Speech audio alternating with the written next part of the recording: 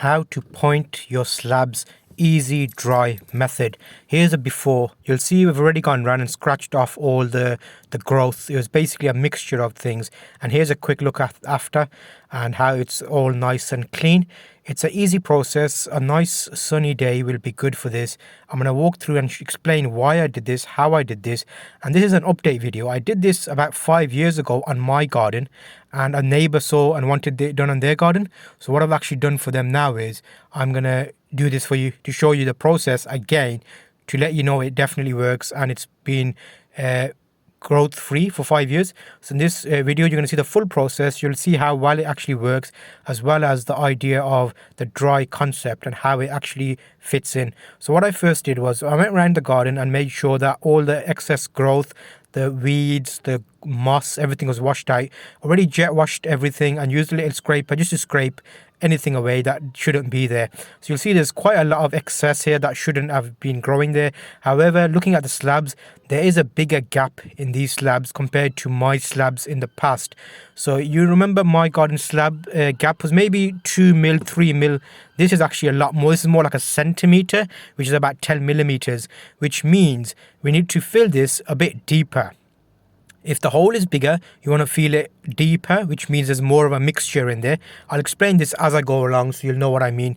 So you'll see here I'm walking through and explaining this in a step-by-step method. So overall, you'll see once you've cleaned everything away, there is elements of sand, stone, grit, seeds. So brush everything away, get rid of the old excess, and at this point it might be a good point to jet wash everything as well, just to clean the slabs off so they're ready. Once you've jet washed them, I'll leave it for a couple of hours just to let them dry, in terms of not being too wet, not having too much water on the slabs themselves.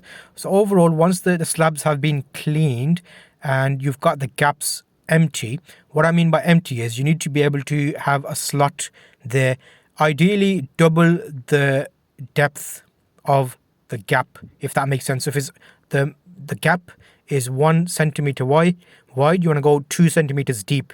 And then this is where we're doing the dry mix. You'll see the slabs have all been brushed off, the dirt has been removed. In my mixture, I'm using normal building sand. You can get this in most building yards, and I'm using 4 buckets. I just use any measure, 4 buckets to 2 cement. So 2 sand, 1 cement. For example, if you're using 1 cup of cement, you want to put 2 cups of sand. If you're using 2, just double everything up basically. So if you're using a bucket, a measure, whatever your measuring tool is, I mixed extra because I've got a little bit of extra spaces around the side that I want to fill up. So I thought I'll just mix it all in one. So you'll notice that the building sand is nice and easy. It's a dark color. Sometimes the building sand itself may already be wet, so that's no problem as long as your cement is good quality cement. And normally you want to use cement, you don't want to keep it for long. If you've had cement from last summer, don't use that. Get some new cement just to make sure that it's not gonna do what you want it to do basically. And again, this is a nice dry mix. So the gaps themselves, you'll notice that here I'm mixing this on the patio, on the slabs. The reason we're doing this is it's actually a dry mix. It won't stain the slabs. It's not going to cause any problems. We're just going to put a couple of buckets down of cement. I'm just making a little bit of a hole here. And once we've got the hole, we're going to start adding the cement. So double cement, which means 2 buckets of cement. This is Portland cement, just a dry mix. And you can actually sometimes get a pre-mixed solution from building yard, but I brought the sand separate and the cement separate. So here you'll see I'm just mixing that together and putting the bucket in. All we're going to do is go for a light grey mix. So what that means is when the cement and sand is mixed together, it needs to be a powdery selection. You can actually do this on the floor, or if you're making a smaller mix and you've got a smaller garden, you could even do it in a bag. It may be easier to do it in a bag. So like that, for example, the sand bag I've got, you could fill that half with sand, put some cement in there and just wobble the bag around just to mix it easier if you're not willing to do it with like a spade like we're doing here. So with the spade, we're just mixing that up and creating a nice mix. Now all we're doing here is mixing it together on the slabs. Some of that's actually going in the gaps already, which is not a problem, and I'll show you the process as we go through this. So as you mix it, you will start noticing that it will start becoming more of a powder, a cement mix, which will be easy to brush into the gaps. So that's what we're going to be doing here. You'll notice here, this is double the amount I need. So don't worry if you're thinking this doesn't match yours. So now it was a dry day, and you'll see here, all we're doing is starting in one corner and just brushing to fill the gaps. The reason this is that easy is you can get a nice broom, as you would normally broom your patio. Just broom this in, and look at that, it just drops in. A couple of times, broom it, stick up one line, slowly move around, and you'll see the gaps are being filled up. Now the beauty of this is, firstly, the mix is dry, so it's dropping into the gaps, which creates a nice fill. We've got about 3 to 4 centimeters of deep fill here because the gaps are slightly wider. Again, keep an eye on your paving slabs. If your gap is bigger, go deeper. That's the main rule with this. If your gap is really thin, you won't have to worry as much, whereas the bigger gaps needs a thicker solution. Think of it like having a bigger mix in the gap, which is less likely to break or crack and anything going through it.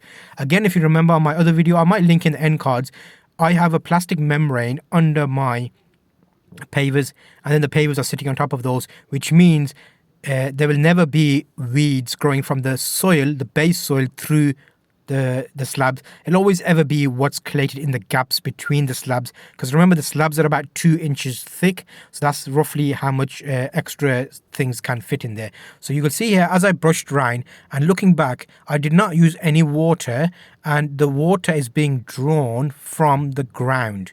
So you'll see the dark where you brushed your cement mix in is starting to become dark because it's drawing moisture from the ground, and it will heal and become solid, and then as it expands slightly, it will fill the gap even more better. And this solution means that A, it's a dry brush mix. 2, you're not having to lean over and fill each gap with like a pipe. I've seen a few videos where they're doing it differently. That may work, you may be able to try that, but personally, because this has worked for me, I've stuck with this method, and I always do it like this. So when I say always, I've done it once in my garden and it's been 5 years and nothing's grown. So now I'm doing another garden, and to show that this process does work and you can use it. I'll do video updates on this to show you how it works. So you'll notice as I'm coming back around, you can see now these gaps have become slightly dark. The reason they've become dark is because it's drawing moisture from the ground, and that moisture is curing the cement, and within about 2 or 3 hours you'll start seeing that this would actually become solid.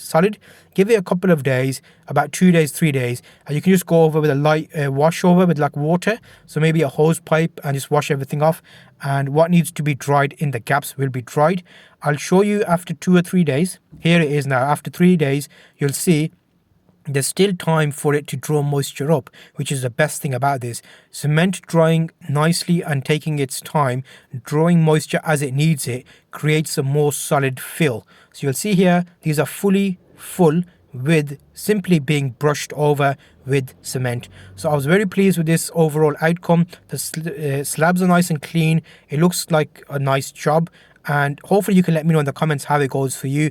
But the main rule is dry mix, fill up the gaps, and if you have bigger gaps, go deeper, which means you have to clear out the debris to start off with and then fill it up, which is what we did in this video. Hopefully you find this useful. I'll link you to the end cards where you can see another version of this that I did in my garden. It's been 5 years and I'm still going strong. See you on the next video.